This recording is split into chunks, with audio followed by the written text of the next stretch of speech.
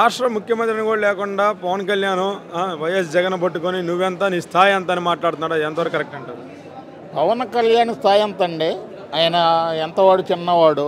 ఏ రోజు ఏదేంటోనన్నా గెలిచాడా? ఒక పార్టీ గ్రామ సర్పంచ్గా కూడా గెలవలేదు, ఎంపీటీసీ గెలవలేదు, జెడ్పీటీసీ గెలవలేదు.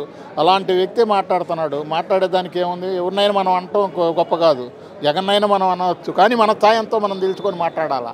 అదేవిధంగానే పవన్ కళ్యాణ్ అతని స్థాయి తెలుసుకోకుండా జగన్ మాట్లాడుతున్నాడు. అది చాలా తప్పండి.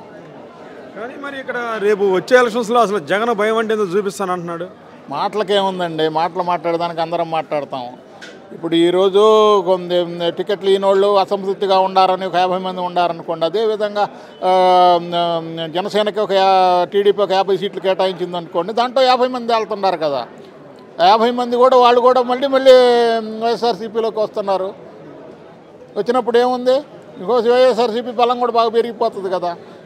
ఇక్కడ మనకే లాస్ అయింది, సిటీలో వాళ్ళందరూ టీడీపీకి వెళ్ళిపోతున్నారు అనుకుంటున్నారు. అంతకు తప్పితే ఏం లేదే. కానీ జగన్ ముఖ్యమంత్రి అయ్యేది, మరలా ముఖ్యమంత్రి అయ్యేది ఖాయం. ఆయన మళ్ళీ ముఖ్యమంత్రి అవుతాడు.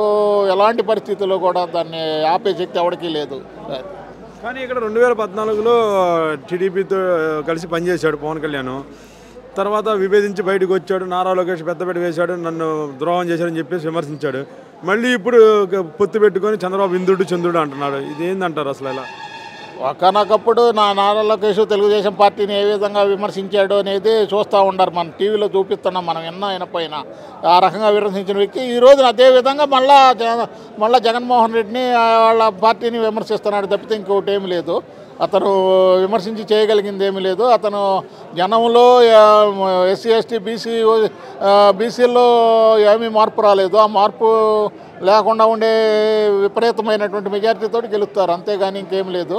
ఆయన ఎవరు ఆపే శక్తి ఎవరికి లేదు.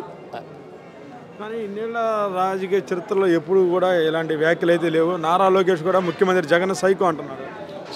ఎవరు సైకో జనానికి తెలుసు కదండి. ఎవరు పనులు చేస్తున్నారో ఎవరు సైకో అనేది ఇలా చూసుకుంటే అర్థమవుతుంది మనకి. ఇవాళకి ఆయన చెప్పిన ప్రకారం ఈ నెలకు రావాల్సినవి కూడా ఆల్రెడీ ఎవరి అకౌంట్లో వాళ్ళకి వేస్తా ఇవాళ వేల కోట్లు ఖర్చు పెడుతున్నాడు. అలాంటి ముఖ్యమంత్రిని మనం చూసామా? పశువు కుంకం ఇస్తానన్నాడు చంద్రబాబు, చివరికి వచ్చేలేక ఏమీ లేదు. రుణమాఫీ అన్నాడు, ఏమీ లేదు. అదే మన జగన్మోహన్ రెడ్డి చూడండి, ఈ రోజుకి పెండింగ్ లేకుండా ఆయన శక్తివంతుల ఎక్కడ అప్పు తెచ్చుకుంటున్నాడో ఏమో కానీ జనానికి ఇబ్బంది పెట్టకుండా జనానికి వేస్తున్నాడు. ఒకసారి చూడండి. మీరేమనుకున్నారు సార్? ఈసారి మళ్ళీ జగన్ గెలుస్తారు అనుకుంటున్నారు? జగనే ముఖ్యమంత్రి అవుతాడు. 100కి 100 పాళ్ళు ముఖ్యమంత్రి. అతన్ని ఆపే